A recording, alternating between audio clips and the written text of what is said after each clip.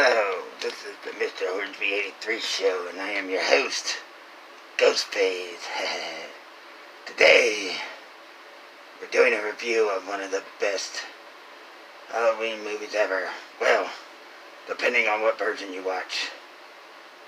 Because if you watch the theatrical cut, it's not that great. But, in fact, speaking of the theatrical cut, here's the theatrical cut right here. Part 6, Halloween. But we are going to be doing the review of Halloween 6, Producer's Cut. Let's flip it around. Get this thing going. Gotta get it set up.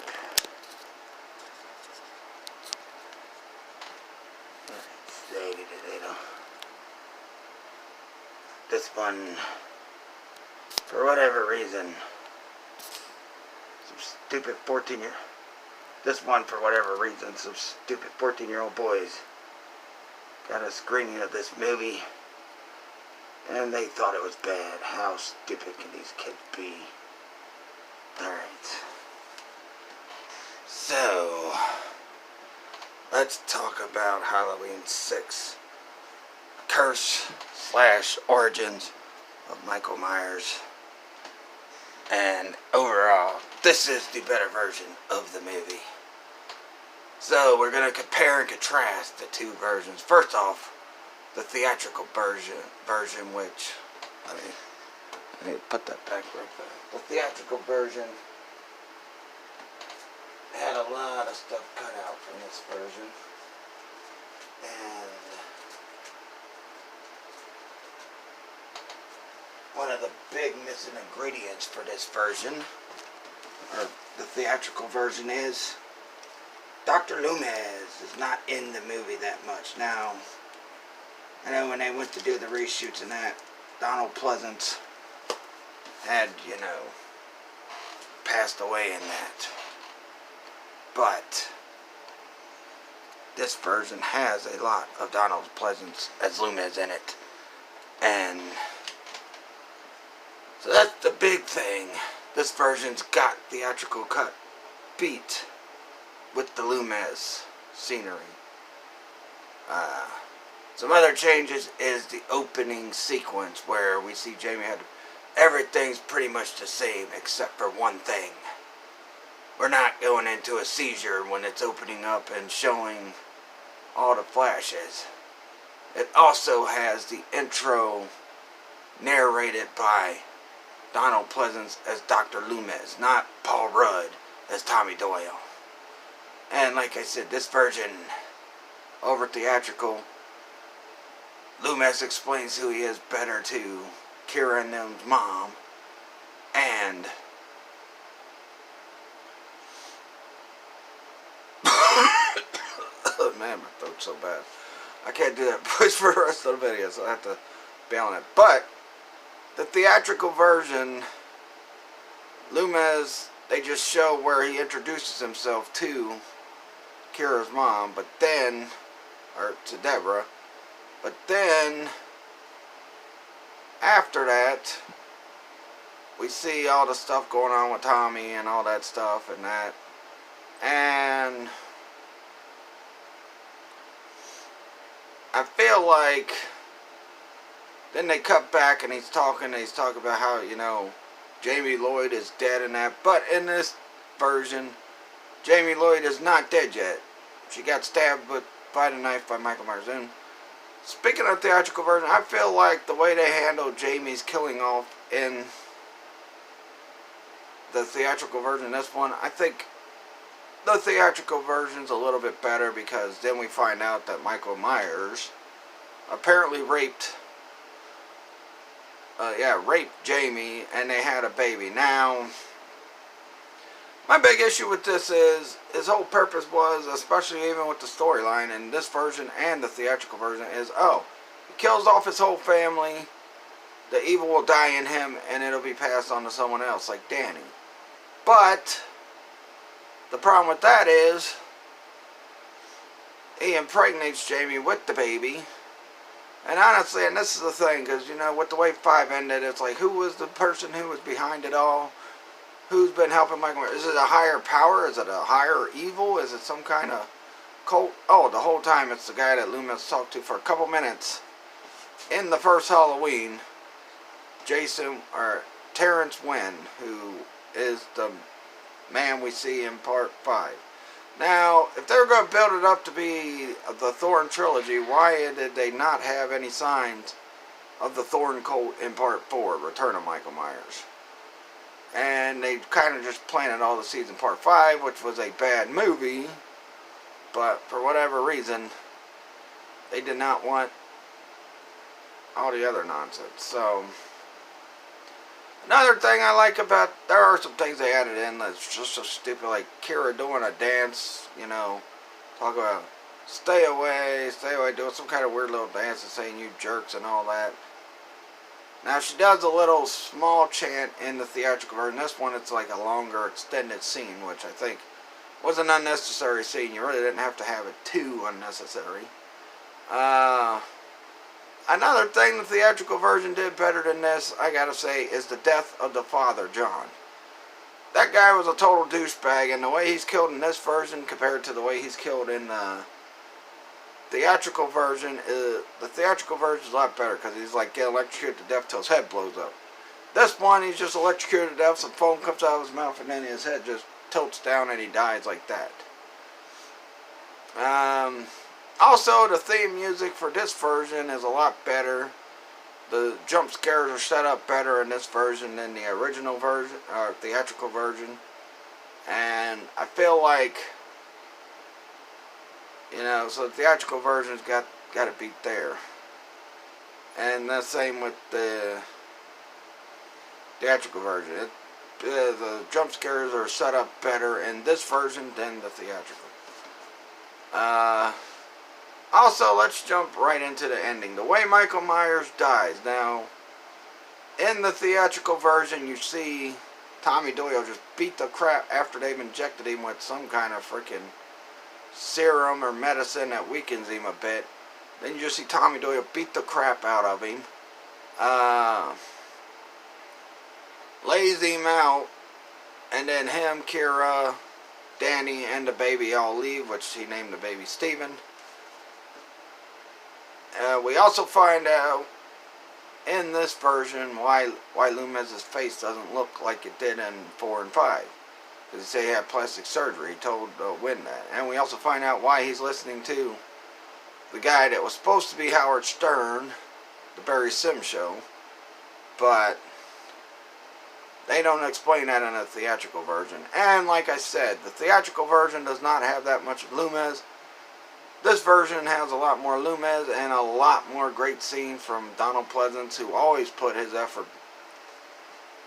best efforts in the theatrical version, or put his best efforts in any Halloween movie, no matter if it was a good one or a bad one. I could imagine how he would have been if he was still alive now and he was in like Halloween H2O, or even if he was in the 2018 reboot one. That's supposed to be the real part 2, which is stupid. Because of that, I feel like that movie was a little bit of a disappointment. I'm not saying it was a bad movie, but it was a disappointment. Especially to someone who's been a fan of this franchise since I've been a little kid. But, yeah, the theatrical version has some good things about it. But overall, in the end, rating between the two, the rating scale is much different.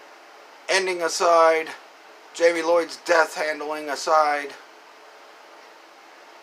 if I was rating the theatrical version, I would give it either a 2.5 or a 3 out of 5. As far as this one would be a 4, maybe 4.5. Aside from the ending, which I did not care for because of the runes. But anyway it goes, he still frickin' survives. And this whole thing gets washed out in H2O anyway. This whole part 6 storyline, theatrical and that, they don't mention Jamie Lloyd in H2O. They don't mention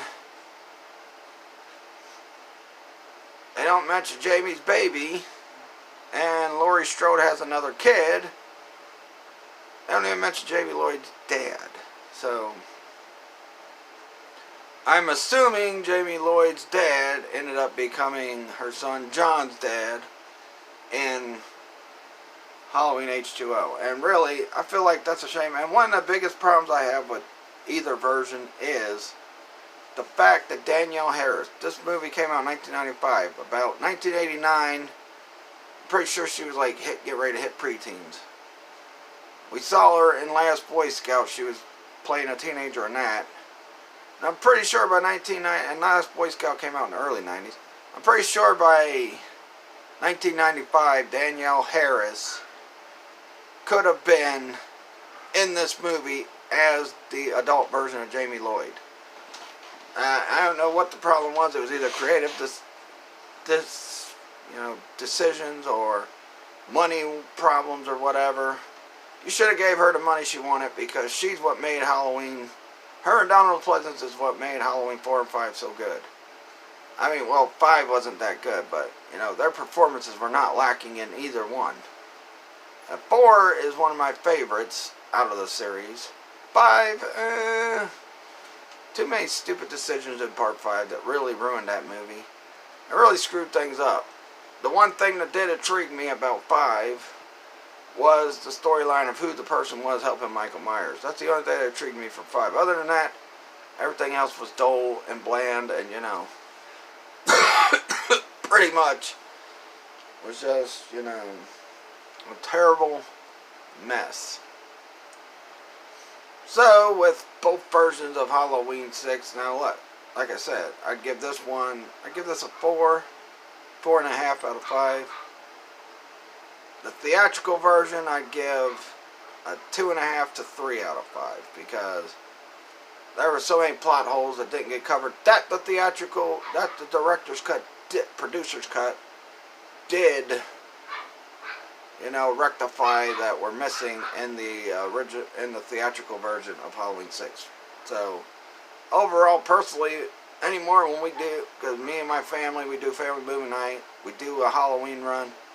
Anymore when we do the Halloween movies, ever since I've gotten the producer's cut of this movie, when we get to part 6, you know which one I pick. Even my kids like the producer's cut of 6 better than the theatrical cut of 6. And I actually liked 6 when it originally came out in 95.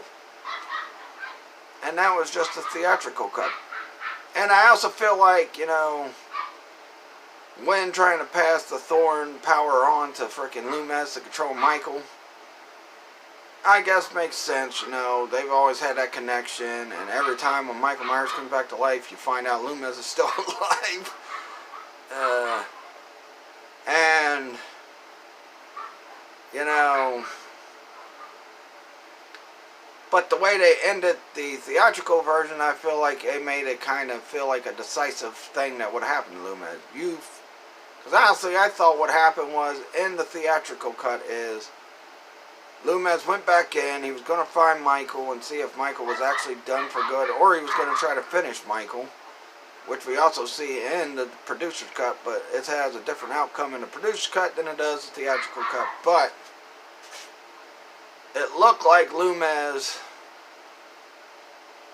was going to die. It sounded like Michael finally got Loomis and killed him for good.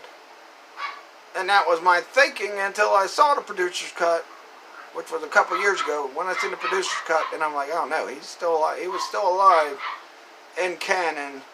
If this movie, because this movie was the original vision for what Halloween 6 should have been. And honestly, like I said, every year when we get to part 6, I always pop in, because I like it better, my kids like it better.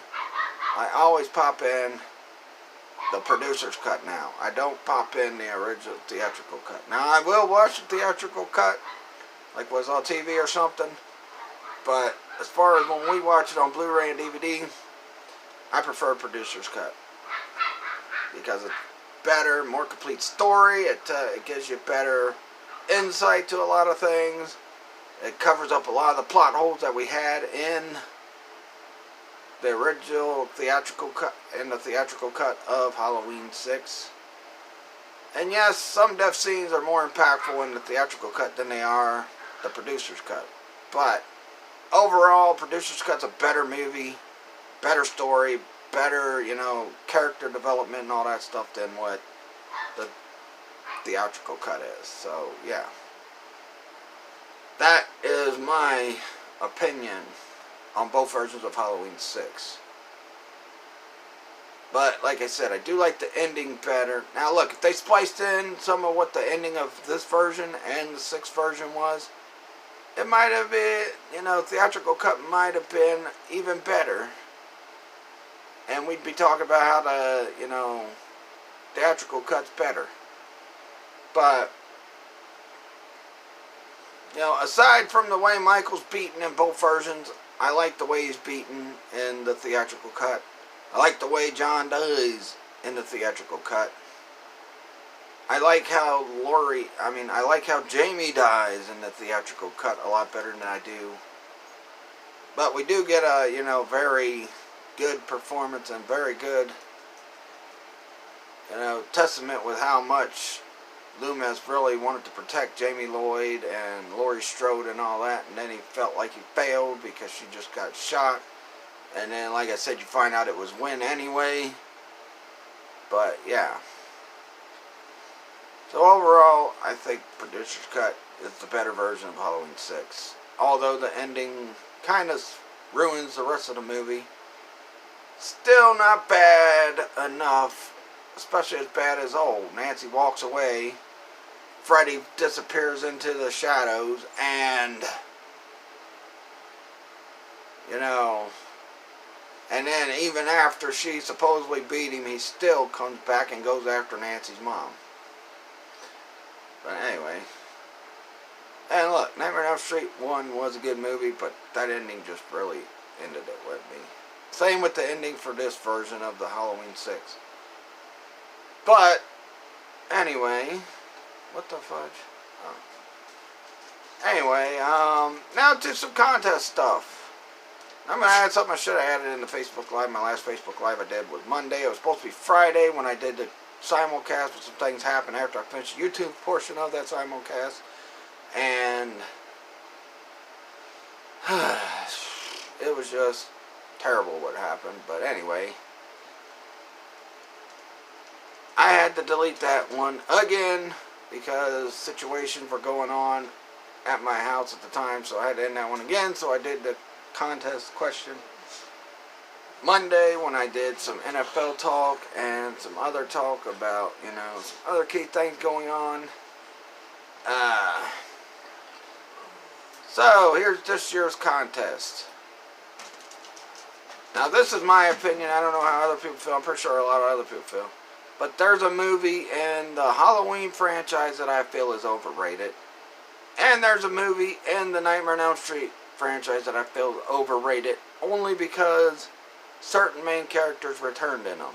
Now, if you watch some old YouTube videos or Nightmare on Elm Street reviews, or you've heard me talk about Nightmare on Elm Street or anything in previous Halloweens or whatever, you should know what that one is that I think is overrated. And you also should know, if you've heard me talk about Halloween 2, you should know which one I feel is overrated in the Halloween franchise as well.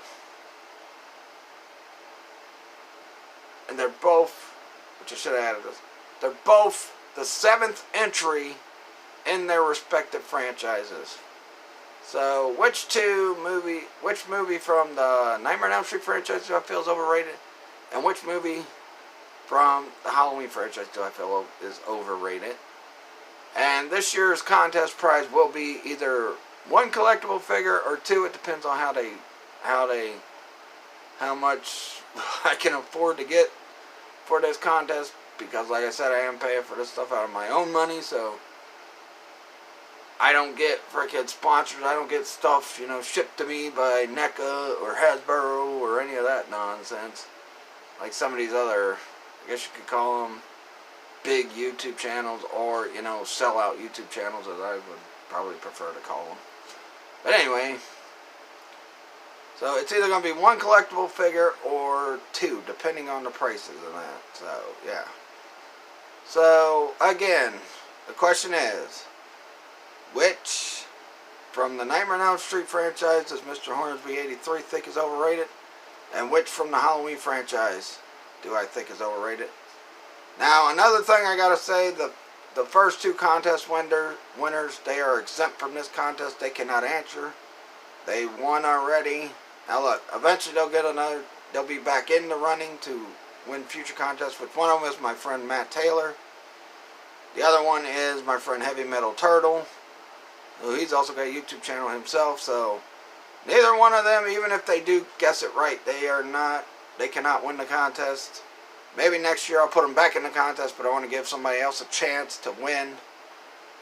And, you know, see how much subscribers or friends that are of mine that are subscribers and all that can really figure out which two movies from the Halloween franchise, and well, it's not two, but it's one from each, from the Halloween franchise and Nightmare on Elm Street franchise, that I think is overrated. And like I said, they're both, which I should have put that in the question, but I'll probably do it when I do my video in December, when I get ready to do a playoff and Super Bowl prediction before January hits.